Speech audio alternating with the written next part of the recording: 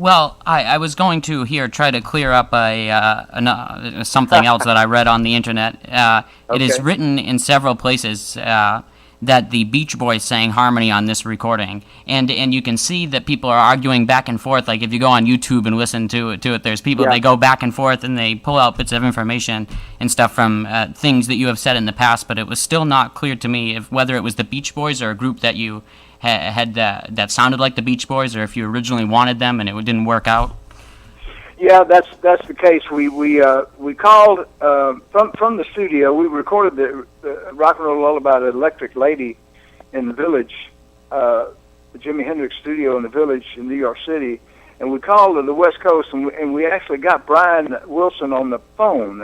So I don't know how we did it, but it was the only time we were ever successful in reaching That's amazing. him. We got him on the phone, and we played him the song over the phone, and told him the concept of what we were going for, and we asked him if they would sing backup, and he said, yeah, they would. So we flew to California, and while I was out there, I recorded with John Sebastian and Carole King, and then we were supposed to have a session with the Beach Boys, but we never even came close to ever getting Brian Wilson again, and we never could contact the Beach Boys. Oh, so And so we found some guys, and I have to look at the album cover to get the names again, but we found 3 guys that had sung on the Jan and Dean records, and they imitated the Beach Boys almost exactly. So I'm sad to say it wasn't the Beach Boys, but the guys we used did a unbelievably good job. Well, they definitely did, and they sounded like the Beach Boys, and you can actually sounded see just like 'em, yeah. people arguing that someone actually said a few choice words that I can't repeat on radio, telling someone couldn't they understand through their ears that was Brian Wilson singing the high part on that. Oh, and you know who that was singing the high part? No. That was David Somerville, the guy that sang with the Diamonds. Oh, really? Yeah. Well, he sounded just like David him. Somerville came in and sang that falsetto part beautifully, and also on the intro and in the guitar instrumental in the middle, that's Dwayne Eddy. Oh, okay, the great rock and roll twangy guitarist. Yes, and the Blossoms and Darlene Love sang backup with the Blossoms and the Chiffons. So we had a whole concept that we realized on that record, and just it was a lot of fun. Maybe the most well-produced record I ever had. Well, it's just so funny that it came with Brian Wilson being known for being so selective with material, agreed to do the song, but it was just that you just couldn't work it out to get back in contact with him again. That's funny how we never could reach him, and as we all know from Brian's story, he was he was having some personal problems, as Sure. were a lot of us were having the same problems, and so we never really could reach him. He probably didn't feel like he wanted to get involved in that, but he did love it when we played it for him, and said he was going to do it, but it didn't happen. But we always loved him for liking it to begin with. You should try to get him to do a version with you now. Oh. Yeah, that's a good idea, Paul. I think it would sound good, but you have a great version of it on your new record, which I want to talk about in detail in a couple of minutes. But okay. Before we do that, I wanted to say that remind folks out there that you recorded "As Long as We've Got Each Other," which was the theme song for the 1980s. I believe it was 1985. It started the family sitcom Growing Pains. So yeah. I was wondering, could you please take us through the series of events that led you to recording the Growing Pains theme song? Well, I had, of course, I'll start from the beginning. I was home, I was off, and I was just sitting around, and the phone rang. I got a call, and this was back in the day when I'd answer the phone. I don't answer the phone very often anymore. But before personal assistance. Yeah, but before cell phones and before taking messages or texting became in vogue, and it was Stephen Dorff, and he said, "BJ, I've never met you, but I got your phone number from so and so," and he said, "I'm a composer," and he said, "I'm writing a song with John Bettis."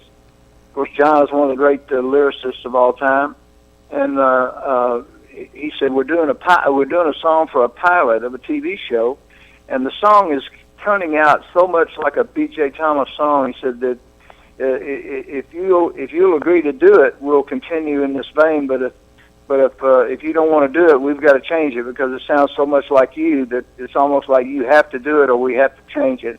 And I said, hey, I appreciate you calling me, and I'd love to do it. And I said, let's do it. So I flew to California and I did the song for the pilots.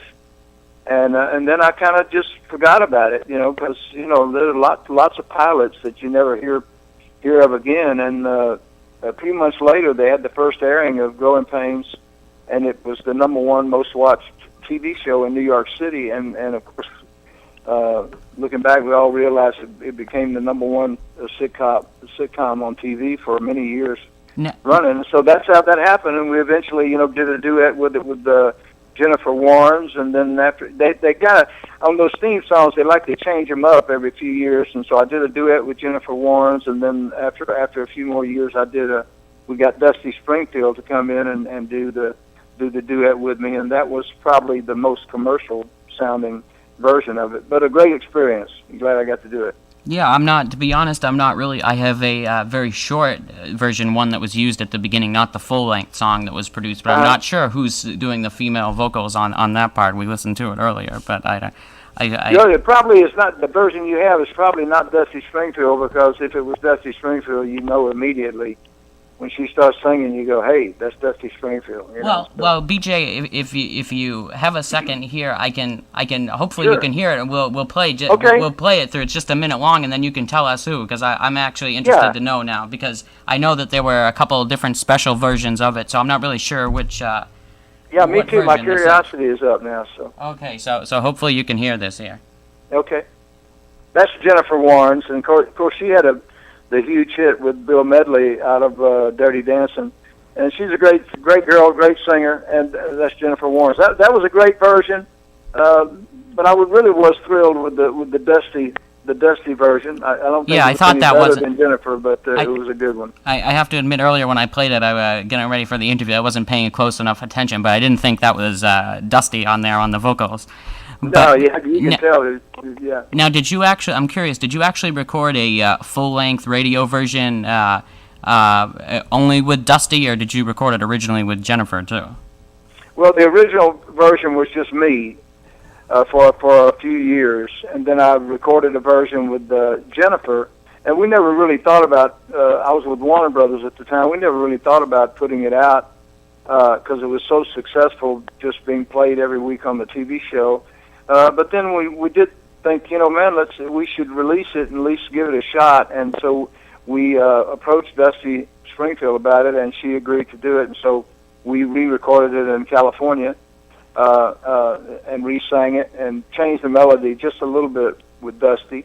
And, it did, I think it was a top 5 easy listening and MOR record. It wasn't a huge pop hit, but it was fairly successful, and probably one of the most played songs next to Raindrops that I've ever done, simply because of the syndication and the TV sitcom. Well, you might find this interesting. I don't know, but when it's often, or at least it was when I was growing up. I just turned 21 this year, but when I was in grade school, or even before that, primary school, 5 or 6 years old, we used to watch it with my mother, my sister and I, because she loved that show, Growing Pains, and I loved the theme song on it, and I actually, there was a part of one season where I think they used just an instrumental version, and they switched back. People must have complained, because I didn't like that, because I said, what happened to the the singer, and I asked her who was that, and she said, "Oh, that's B.J. Thomas on there." He said, so that was the first time I heard of you, when I was only about 5 years old,